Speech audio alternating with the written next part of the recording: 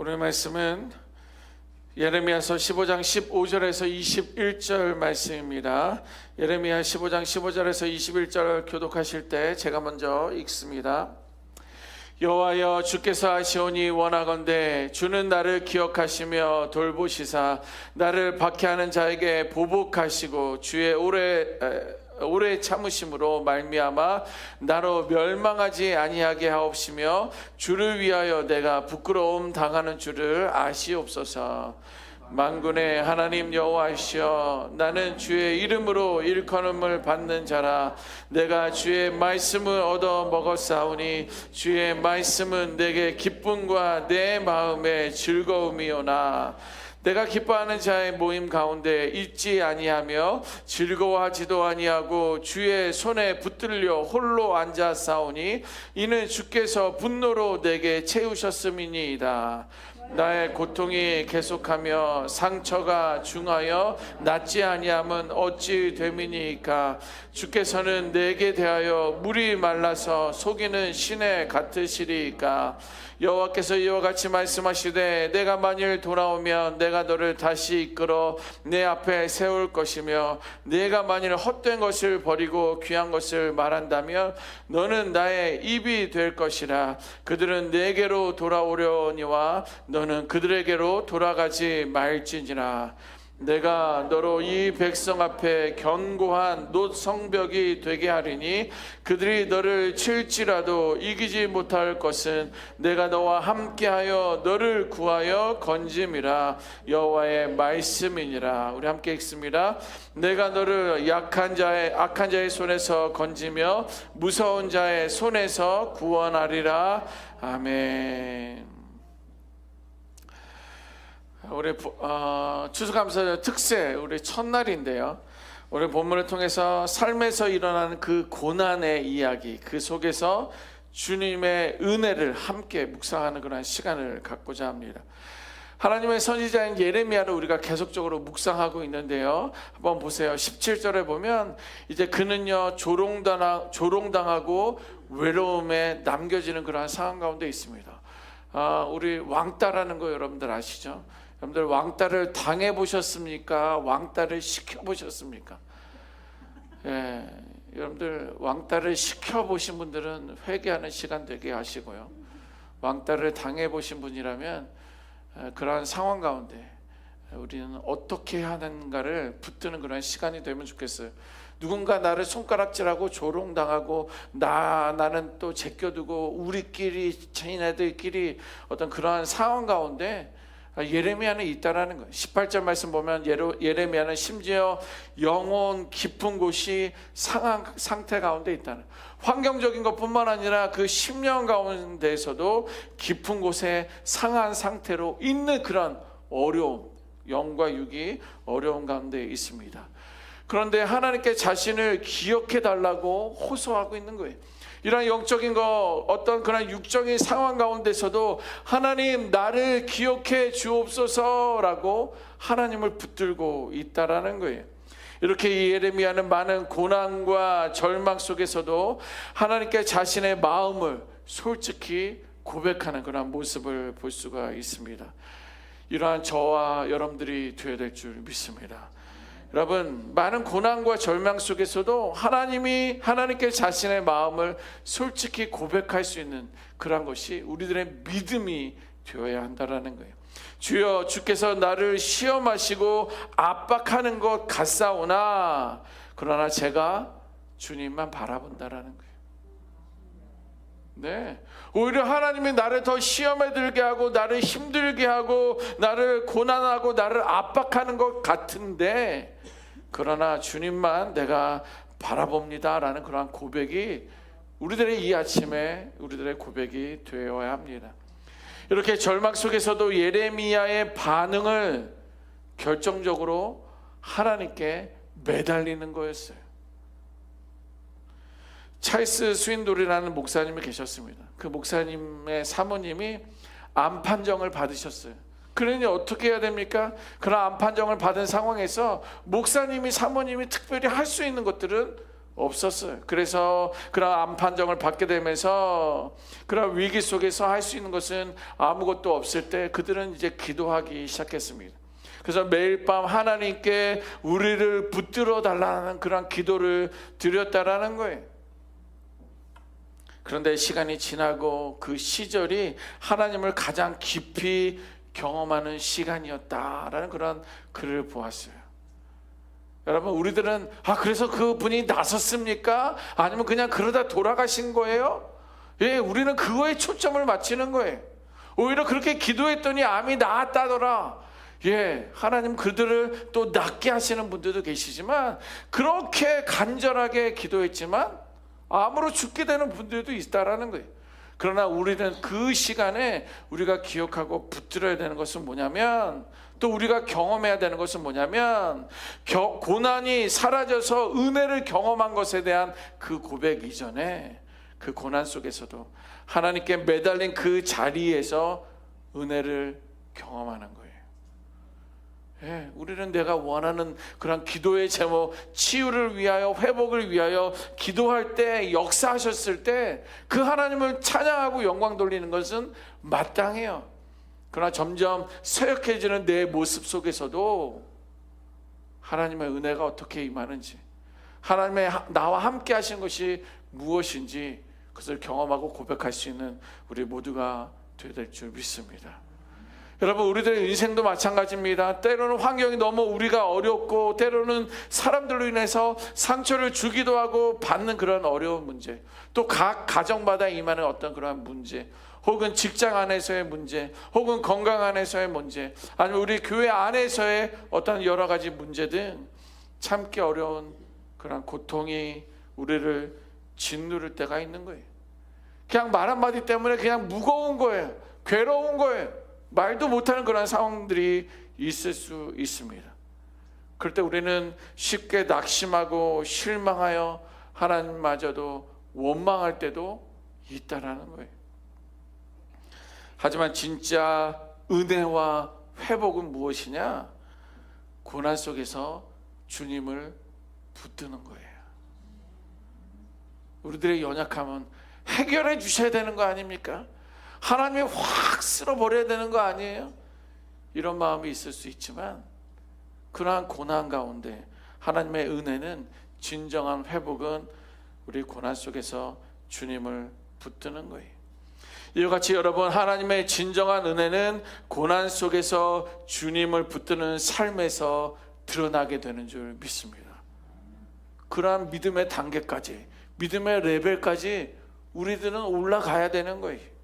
고난은요, 우리의 믿음을 시험하는 자리가 아니에요. 의구, 너 HD 은혜교회 성도들, 내가 너희들의 믿음이 있는지 없는지 한번 고난을 보리라, 아니 시험해 보리라 라고 하면서 고난을 주는 게 그게 아니라는 거예요.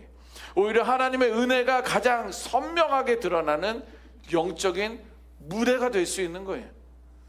그러니 고난 가운데 있다가 고난에 눌려서 하나님을 원망하고 믿음과 신앙을 떠나가는 보려는, 그래서 나는 믿음이 없구나, 너는 믿음이 있구나, 이것을 보는 시간이 아니라 하나님의 은혜가 오히려 어떠한지 선명하게 발견할 수 있는 그 시간이 우리들의 고난 가운데 경험할 수 있다는 거예요. 자신의 삶이, 내 삶이 평탄할 때는 우리가 붙들고 있는 것이, 그것이 하나님 때문에 평탄한 것인지, 아니면 내 힘과 능력 때문에 내가 평탄한지, 아니면 환경이 이렇게 만들어져서 내가 평탄한지 구분하기 어려워요. 그러나 모든 것이 흔들릴 때라든지, 혹은 내가 의지했었던 그 기반들이 훅 무너졌을 때는요, 붙들 수 있는 단 하나의 존재가 하나님이라는 것을 깨닫게 되는 순간 비로소 은혜가 은혜로 보인다는 거예요. 고난은 하나님을 밀어내는 그런 환경이 아니라 하나님께 더 깊이 매달리는 자리가 되어야 될 줄 믿습니다. 다른 사람들은 몰라도 적어도 오늘 이 아침에 나오신 분들은요, 그 고난을 통하여 하나님께 매달릴 수 있는 그런 자석과 같은 우리가 되어야 될 줄 믿습니다. 예레미야처럼 마음이 부서진 자리에서조차 주여 나를 기억해 주시옵소서라고 부를 때 하나님 내가 너와 함께하리라, 너를 구원하리라, 그 약속의 메시지를 들을 수 있는 우리 모두가 되어야 될 줄 믿습니다. 결국 고난은요, 내가 붙드는 주님이 아니라 나를 먼저 붙들어 주시는 그러한 신실하심이 고난 속에서도 선명하게 발견되는 그러한 시간들이라는 거예요. 여러분, 저 여러분들의 성숙함은 어디서 볼 수가 있습니까? 성도들의 성숙함은 고난이 있었는지 없었는지를 결정되는 것이 아니라 고난 속에서도 내가 주님을 붙들었는지를 볼 수 있어야 되는 거예요. 진정한 믿음은, 진정한 성숙된 신앙인은 고난 속에서 그들이 어떻게 하고 있는지 여러분들이 두고 보는 게 아니라 내 스스로를 내가 보는 거예요. 내가 이렇게 힘든데, 내가 어려운데 내가 뭘 찾고 있는지, 내가 뭘 붙들고 있는지 그걸 진단해 볼 수 있어야 되는 거예요. 그러한 고난 속에서 예수님을 붙들 때 우리는 하나님의 깊이가 얼마나 깊은지, 하나님이 얼마나 크신지, 하나님이 얼마나 높으신지를 배우게 될 줄 믿습니다. 예레미야를 보십시오. 예레미야는 자신의 연약함과 고통을 숨기지 않고 이렇게 고백하고 있습니다. 주님, 제가 너무 힘듭니다. 그러나 저는 주님만 의지합니다. 이것이 예레미야의 고백이었어요.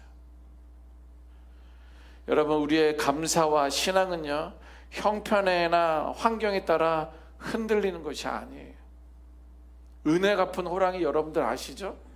예, 그 짐승조차도 은혜를 갚는 그런 이솝 이야기가 옛날 우리들의 동화책에 나오지 않습니까? 그래서 은혜를 갚는 것은 당연한 거예요. 마땅한 거예요.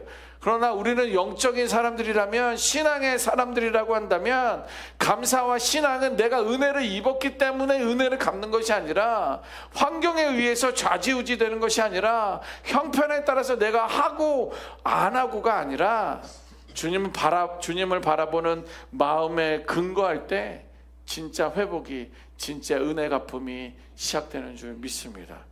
오늘 보면 20장 한번 읽어볼까요? 20절 우리 한번 읽어볼까요? 20절입니다. 시작. 내가 너로 이 백성 앞에 견고한 놋 성벽이 되게 하리니 그들이 너를 칠지라도 이기지 못할 것은 내가 너와 함께하여 너를 구하여 건짐이라 여호와의 말씀이니라. 아멘. 앞절에는 뭐라고 그랬어요? 내가 외롭다고 그랬어요. 내가 두렵다고 했잖아요. 그리고 내 영혼까지도 밑바닥을 치는 그런 어려운 상황 속에 있다라고 예레미야는 고백했을 때, 그러나 내가 주님만 붙듭니다, 주님만 바라봅니다, 하나님 나는 너무 괴롭군요 라고 주 앞에 하나님께 고백할 때 하나님께서 이렇게 말씀하신 거예요. 그래, 너를 힘들게 하는 것이 무엇이냐, 너를 어렵게 하는 환경적인 것들은, 상황은 무엇이냐, 내가 그 백성들 앞에 견고한 놋 성벽이 되리라. 더 이상 침노하지 못하도록, 더 이상 너를 힘들고 어렵게 하지 못하도록 견고한 놋 성벽이 내가 되겠다라는 거예요. 그러면서 내가 너를 보호할 거고, 내가 너를 구원할 거고, 너희를 세울 거다. 이것이 저 여러분들에게 주신 하나님의 약속인 줄 믿습니다. 예, 우리가 믿는 하나님은요, 우리의 연약함과 실수나 고통까지도 외면하지 않아요. 우리는 사람들이 우리를 실수하고 연약하고 고통 가운데 있으면 점점 좀 멀어지고 싶은 거예요. 그냥 나도 괴로우니까, 나도 힘드니까. 그런데 우리 하나님은 결코 여러분들의 실수, 여러분들의 어떤 고통, 여러분들의 연약함을 외면하지 않는 거예요. 오히려 그 모든 것들을 사용하셔서 우리를 세워주시고 강하게 붙들어 주시는 분이 저와 여러분들이 믿고 있는 그 하나님인 줄 믿습니다. 올 추수감사절 기간이 그렇게 되었으면 좋겠어요. 뭐 여러분들 믿음 생활하면서 혹은 믿음 생활 전에 땡스기빙, 그때는 적어도 가족들이 모여서 축복하고 정말 한 해를 돌아보며 감사하는 그러한 시간들 아닙니까? 근데 이제 2025년도에는요, 우리 추수감사절은 어떠한 고난 가운데 이어지는 시간이 있어도, 어떠한 환경이 우리를 어렵게 힘들게 해도, 마음이 지쳐 있다 할지라도 진짜 감사와 평안은 하나님을 바라보는 그 자리에서 시작되는 줄 믿습니다. 그게 2025년 추수감사절 그 기간, 그 주일이 되었으면 좋겠어요. 오늘 예레미야처럼 우리의 눈을 하나님께 고정하십시오. 늘 하나님을 향하고 있었지만 더 하나님께 우리의 눈을 고정하는 거예요. 여러분들의 시선을 하나님께 고정하셔서 그 고난 속에서도 하나님의 은혜를 붙드시는 그런 믿음이 회복되시기를 주님의 이름으로 축원합니다. 여러분, 감사는 형편에 따라 달라지는 것이 아니에요. 환경이 좋다고 감사하는 것이 아닙니다. 하나님께서 나를 붙들어 주시고 지켜주심을 바라볼 때 진정한 감사가 나올 수 있는 거예요. 우리의 삶 속에서 진짜 감사가 회복되는 것은 나를 붙드시고 지켜주시는 그 하나님을 바라볼 때 시작된다라는 것입니다. 이렇게 고난 속에 붙드시는 그 은혜를 모두 경험하고 고백하시는 우리 모두가 되시기를 주님의 이름으로 축원합니다. 아멘. 기도하겠습니다.